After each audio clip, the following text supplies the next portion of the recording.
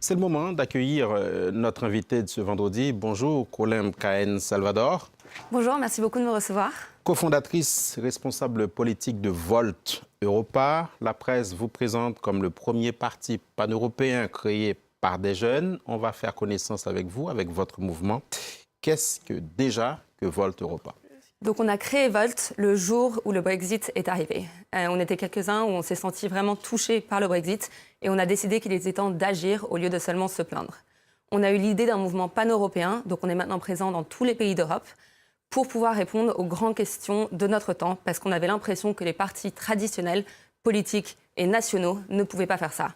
Et quand vous voyez aujourd'hui les contorsions autour du Brexit, la situation dans laquelle se trouve Theresa May, ses opposants, qu'est-ce que ça vous inspire? Vous êtes convaincu que vous avez fait le bon choix?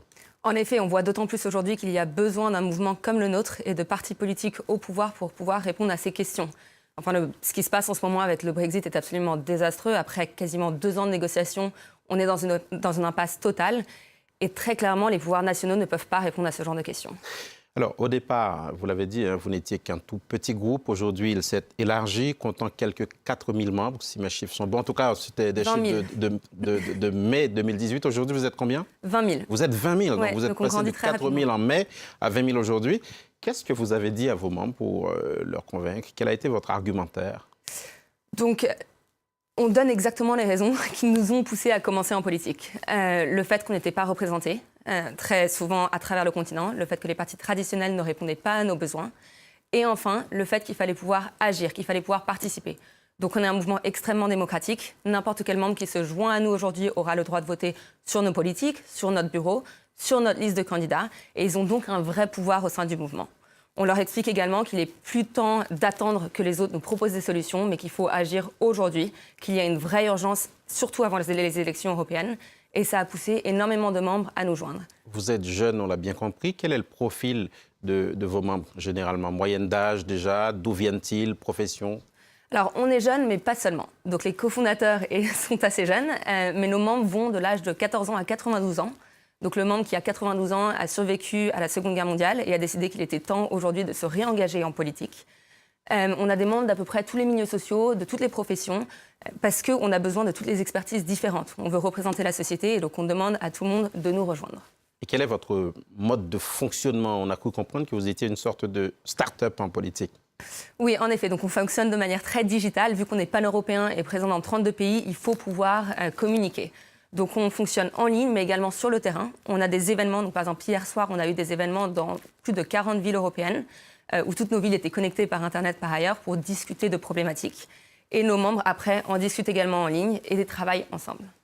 Les problématiques, on va y revenir tout à l'heure, mais un mot déjà peut-être sur les rendez-vous à court terme que vous auriez. Vous visez les européennes de 2019, de mai prochain.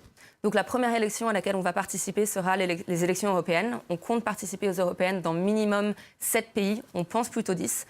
La raison pour laquelle on veut être élu dans 7 pays, c'est qu'on veut pouvoir former un groupe indépendant au Parlement européen. Et pour ça, il faut élire 25 députés de 7 pays différents. Et on va donc se présenter également en France. Et on vient d'ouvrir notre liste aux candidatures à Volt France. Alors, concrètement, qu'est-ce que vous dites aux électeurs européens? Quel est votre programme? Donc concrètement, on explique qu'il faut un parti pan-européen et un mouvement pan-européen pour pouvoir répondre aux questions européennes. On ne peut pas prétendre être un parti français et réformer l'Union européenne. Donc ce qu'on veut faire, en premier lieu au Parlement européen, on veut rendre l'Union européenne plus démocratique, plus politique et plus sûre. Donc par exemple, on veut permettre aux députés européens de pouvoir proposer des lois, ce qui n'est pas le cas et ce qui semble un peu absurde. Deuxièmement, on veut avoir une croissance économique durable. Troisièmement... Vous savez que la croissance ne se décrète pas. Non, en effet, on a pas mal de mesures en place et on veut par exemple pouvoir utiliser des fonds européens pour les envoyer vers des régions en difficulté qui, par ailleurs, pourront aider à créer des jobs, etc. Et troisièmement, on veut une Europe de droit, on veut une Europe avec une écologie durable. Donc pour ça, par exemple, on veut s'assurer que les femmes soient égales aux hommes, non pas seulement dans la loi, mais en pratique, pouvoir s'assurer de l'égalité salariale entre les hommes et les femmes. Et l'Union européenne peut aider avec ça. Alors, une Europe plus démocratique, on s'y arrête quelques secondes. On a les structures, hein, la Commission, le Conseil, le Parlement, les institutions de justice. Cela veut dire que cette Europe-là, elle n'est pas démocratique de votre point de vue, mis à part le fait que les parlementaires européens ne puissent pas proposer de loi. Donc l'Union européenne est une institution démocratique, mais elle pourrait l'être d'autant plus et davantage transparente. Donc l'exemple que j'ai donné des députés européens qui ne peuvent pas proposer de loi est un des grands problèmes. Les députés européens sont les seuls qui sont directement élus par les citoyens européens.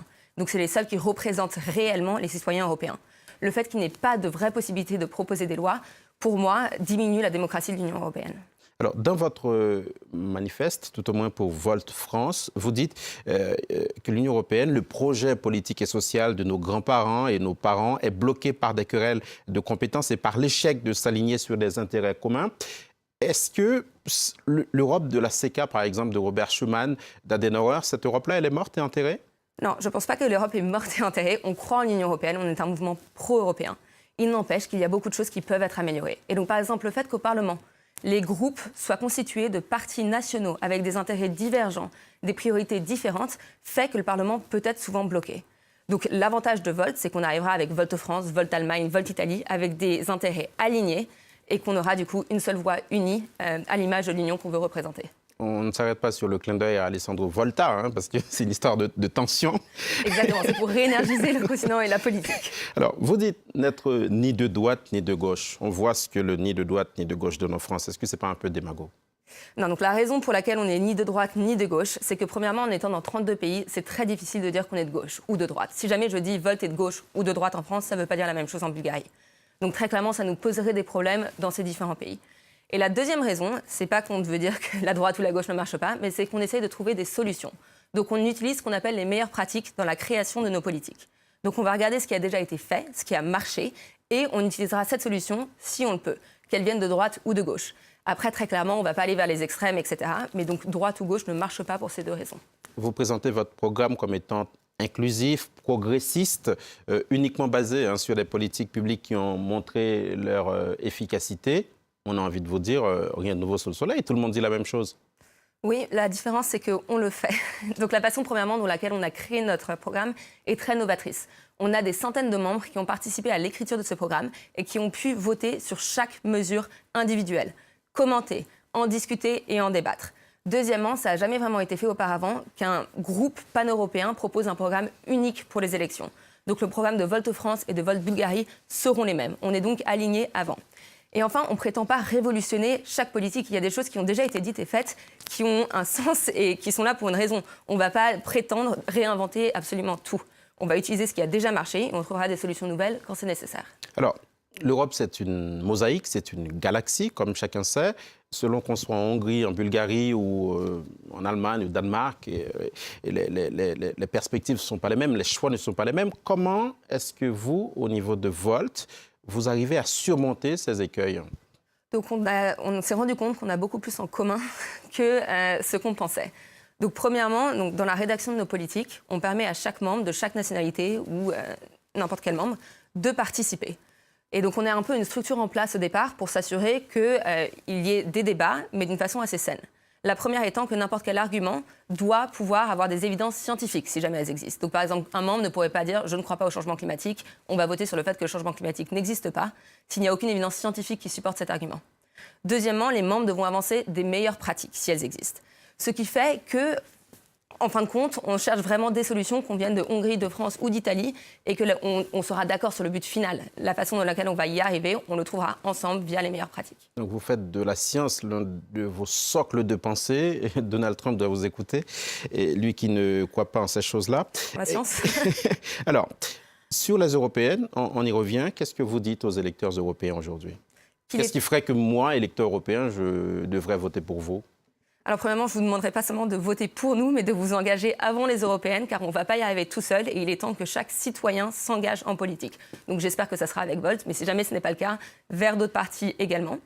Deuxièmement, je vous dirais qu'il y a une urgence européenne en ce moment. On le voit très bien avec la montée des extrêmes, que ce soit en France ou autre part, avant les élections européennes, et qu'il est temps de voter pour des partis qui peuvent représenter les intérêts des personnes européennes et pro-européennes aux élections. Et Volt représente exactement cela. Colombe Cahen Salvador, qu'est-ce que vous dites au reste du monde? Qu'est-ce que vous dites à ceux qui perçoivent, à tort ou à raison, l'Europe comme un géant au pied d'argile? Je dirais que premièrement, ce n'est pas le cas. Donc on peut le voir dans les mois qui viennent de passer, l'Union européenne, malgré tous ses défauts, a réussi à rester unie. Donc que ce soit face à Trump quand on parle du commerce, ou même face au Royaume-Uni quand on parle du Brexit. Les pays de l'Union européenne sont encore unis, arrivent à agir ensemble sur l'échiquier mondial, et il faut que ça continue. Et pour ça, on doit renforcer l'Union européenne. Donc avec plus de démocratie, plus de justice sociale, plus de justice fiscale, vous n'en avez pas parlé? Nous, en effet, donc beaucoup des compétences fiscales restent dans les États membres. On ne veut pas prendre toutes les compétences des États membres pour les mettre au niveau européen. Après, il y a une justice fiscale européenne. Donc, par exemple, on veut taxer les multinationales européennes et qui agissent en Europe à hauteur de 15% pour s'assurer qu'elles payent leur dû et non pas qu'il y ait des évasions fiscales dans certains pays de multinationales. On a bien vu il y a quelques années, avec le débat sur la Constitution européenne, qu'il y avait une rupture totale entre Bruxelles, on va dire comme ça, en tout cas l'élite européenne, et les peuples. Est-ce que de votre point de vue, la situation a évolué? Est-ce que ce lien-là a été recréé? Je pense qu'il y a toujours une fracture et je pense qu'il faut recréer ce lien, en effet. Et c'est là où on a besoin de mouvements citoyens. On a besoin de permettre aux citoyens d'agir et de comprendre l'Union européenne. Très souvent, quand je parle aux Français ou à n'importe qui d'autre, on me dit « oui, premièrement, je ne comprends pas comment l'Union européenne fonctionne. Deuxièmement, je ne comprends pas en quoi ça me concerne. Et troisièmement, je ne vois pas ce que je peux faire. » Or, il existe beaucoup de manières en ce moment pour pouvoir agir au niveau européen. Par exemple, il y a des initiatives citoyennes européennes que les citoyens peuvent créer pour demander à la Commission et au Parlement de parler de certaines initiatives. Donc Volt veut par ailleurs demander un nombre de signatures moins grand. En ce moment, il a 1 million, ce qui est beaucoup trop grand. Mais créer des mesures pour permettre aux citoyens de participer à la démocratie et à la vie politique européenne, ce qui, je pense, recréera un lien plus fort entre les peuples et l'Union européenne. 20 000 membres depuis votre coup de colère sain du Brexit. Aujourd'hui, vous êtes implanté dans des dizaines de villes. Comment vous financez tout cela? Donc, on n'accepte pas, en France c'est illégal, mais dans les autres pays européens c'est légal, on n'accepte pas les donations des entreprises. Pour l'instant, on a fait énormément de crowdfunding. Donc, on a demandé en ligne des donations pour lever des salaires, pour permettre de faire des publicités sur Facebook, de créer des événements, etc. Et le fait qu'on fonctionne en ligne fait qu'on n'est vraiment pas cher. Donc, on n'a pas dû lever énormément de fonds pour l'instant. On recherche toujours et on cherche toujours à lever des fonds, mais ça s'est fait principalement en ligne avec des petites donations. Qu'est-ce qu'il faut vous souhaiter sur vos prochains rendez-vous? À court terme, on a compris les européennes, mais à plus long terme? Donc on va également se présenter donc, aux municipales en France, mais à travers l'Europe, à toutes les élections locales, nationales, régionales. On veut être présent à chaque niveau du gouvernement pour pouvoir réellement changer les choses. En étant seulement dans l'Union européenne, on ne va pas se mentir. À chaque niveau du gouvernement, vous dites? À chaque niveau. De la chaîne de décision. De la chaîne de décision, pardon. Donc que ça soit au niveau municipal, régional ou national. Donc on achètera en France sur les municipales. On s'est déjà présenté aux municipales, par exemple en Belgique, pour faire un test de campagne. Vous n'avez pas obtenu de siège? Non, nous n'avons pas obtenu de siège, mais on a commencé avec 4 volontaires qui faisaient ça après leur boulot. Donc la plupart de nos membres, on a 5 personnes qu'on a embauchées. Tout le monde, sinon, est volontaire, qui faisait ça après leur travail, le soir, pendant 3 semaines, sans fonds. Et on a eu presque 2% des voix dans une commune. Et c'était littéralement pour tester nos méthodes de campagne pour les européennes. Merci beaucoup, Merci Colombe Cahen Salvador, d'être venue jusqu'à nous, cofondatrice et responsable politique de Volt, une organisation politique pan-européenne. Exactement. Merci beaucoup. Bonne journée à vous. Merci de regarder France 24.